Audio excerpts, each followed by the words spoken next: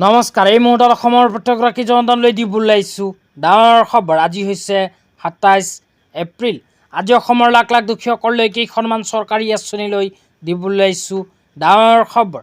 তো যিসকল মানুহে ভিডিঅ'টোত ক্লিক কৰিছে, অনুগ্ৰহ কৰি ভিডিঅ'টো স্কিপ নকৰি প্ৰথমৰ পৰা শেষলৈ চাই থাকিব, কিয়নো এইটো ভিডিঅ'ৰ মাজত প্ৰধানমন্ত্ৰী জীৱন জ্যোতি বীমা আঁচনিৰ পৰা আৰম্ভ কৰি অৰুণোদয় আঁচনিলৈ কেইখনমান গুৰুত্বপূৰ্ণ খবৰ আপোনালোকক প্ৰদান কৰিম। অনুগ্ৰহ কৰি ভিডিঅ'টোত ক্লিক কৰিছোঁ যদি ভিডিঅ'টো স্কিপ নকৰি প্ৰথমৰ পৰা শেষলৈ চাই থাকিব। লগতে মোৰ চেনেলত নতুন হ'লে প্লিজ চেনেলটো ছাবস্ক্ৰাইব কৰি মোৰ লগত থাকিব। তো বলক ভিডিঅ'টো আৰম্ভ কৰি আজিৰ প্ৰথমটো গুৰুত্বপূৰ্ণ খবৰৰ বিষয়ে বিস্তাৰিত জানি লওক। তো আজিৰ প্ৰথমটো গুৰুত্বপূৰ্ণ খবৰ হ'ল প্ৰধানমন্ত্ৰী জীৱন জ্যোতি বীমা আঁচনিলৈ।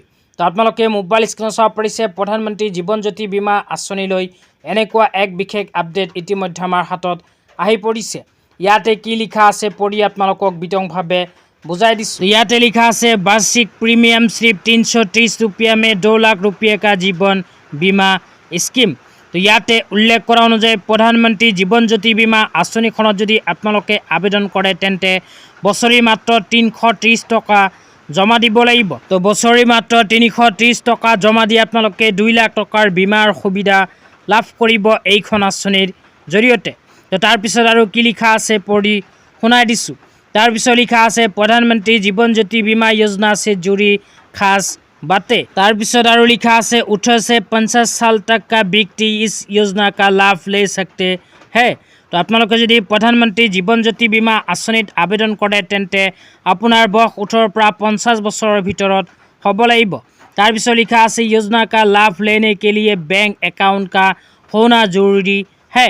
তো আপোনালোকে যদি এইখন আঁচনিত আবেদন কৰিব বিচাৰে তেন্তে আপোনাৰ এখন বেংক একাউণ্ট থাকিব লাগিব। 3 নম্বৰ লিখা আছে योजना का लाभ लेने के लिए मेडिकल चेकअप का जरूरी नहीं होता है। তো আপোনালোকে যদি এইখন আঁচনিত আবেদন কৰিব বিচাৰে তেন্তে মেডিকেল চেকআপ কৰিব নালাগে। তাৰপিছত লিখা আছে पॉलिसी की अवधि 1 जून से अगले साल के 31 मार्च तक रहती है। তো আপোনালোকে যদি এইখন আঁচনিত আবেদন কৰে তেন্তে বছৰি 1 জুন তাৰিখৰ পৰা আৰম্ভ কৰি অহা 31 মে পৰ্যন্ত এইখন আঁচনিৰ পলিচি চলি থাকিব। তাৰপিছত একেবাৰে শেষত লিখা আছে इसमें बीमाकृत व्यक्ति मृत्यु होने पर ही नॉमिनी या परिवार को बीमा के 2 लाख रुपये मिलेंगे। তো আপোনালোকে যদি এইখন আঁচনিত আবেদন কৰে তেন্তে আবেদন কৰাৰ পিছত কিবা কাৰণত যদি আপোনাৰ মৃত্যু হয় তেন্তে আপোনাৰ পৰিয়ালৰ সদস্যই লাভ কৰিব 2 লাখ টকাৰ বীমাৰ সুবিধা। তো যিসকল মানুহে আবেদন কৰিব বিচাৰে এইখন আঁচনিত অনুগ্ৰহ কৰি এইটো ভিডিঅ'ৰ কমেণ্ট বক্সত কমেণ্ট কৰি জনাই দিব। তেতিয়া আপোনালোকক দিবলৈ আহিছোঁ আজিৰ দ্বিতীয়টো খুবেই গুৰুত্বপূৰ্ণ খবৰ।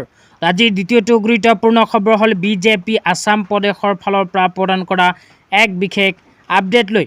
তো নিৰ্বাচনৰ পূৰ্বে এনেকুৱা এক বিশেষ আপডেট বিজেপি আসাম প্ৰদেশৰ ফালৰ পৰা প্ৰদান কৰিছে। ইয়াতে কি লিখা আছে পঢ়ি আপোনালোকক বিতংভাৱে বুজাই দিছোঁ। ইয়াতে লিখা আছে আকৌ বিজেপিৰ চৰকাৰে হ'লে অৰুণোদয়ত নতুনকৈ 15 লাখ মহিলাক অন্তৰ্ভুক্ত কৰা হ'ব আৰু এই আঁচনিৰ ধন 3000 টকালৈ বৃদ্ধি কৰা হ'ব। তো ইয়াতে উল্লেখ কৰা অনুযায়ী অসমত যদি আকৌ বিজেপিৰ চৰকাৰ আহে তেন্তে অৰুণোদয় আঁচনিৰ টকা 1250ৰ পৰিৱৰ্তে 3000 কৰা হ'ব। 3000 টকালৈ বৃদ্ধি হ'ব অৰুণোদয় আঁচনিৰ ধন। তাৰপিছত লিখা আছে যিসকল মহিলাই এতিয়ালৈকে অৰুণোদয় আঁচনিৰ সুবিধা পোৱা নাই সেইসকল মহিলাৰ বাবেও আছে ভাল খবৰ, কিয়নো আকৌ যদি অসমত বিজেপিৰ চৰকাৰ আহে তেন্তে নতুনকৈ 15 লাখ মহিলাক প্ৰদান কৰিব অৰুণোদয় আঁচনিৰ সুবিধা। আৰু যিসকল মহিলাই চলিত এপ্ৰিল মাহত অৰুণোদয় আঁচনিৰ টকা এতিয়ালৈকে পোৱা নাই সেইসকল মহিলাই হয়তো অহা মে' মাহৰ 10 তাৰিখত লাভ কৰিব অৰুণোদয় আঁচনিৰ ধন। তো আপোনালোকৰ নাম যদি অৰুণোদয় আঁচনিত অন্তৰ্ভুক্ত হৈ আছে নিশ্চয় এইটো ভিডিঅ'ৰ কমেণ্ট বক্সত কমেণ্ট কৰি জনাই দিব। লগতে মোৰ চেনেলত নতুন হ'লে প্লিজ চেনেলটো ছাবস্ক্ৰাইব কৰি মোৰ লগত থাকিব। তো ধন্যবাদ।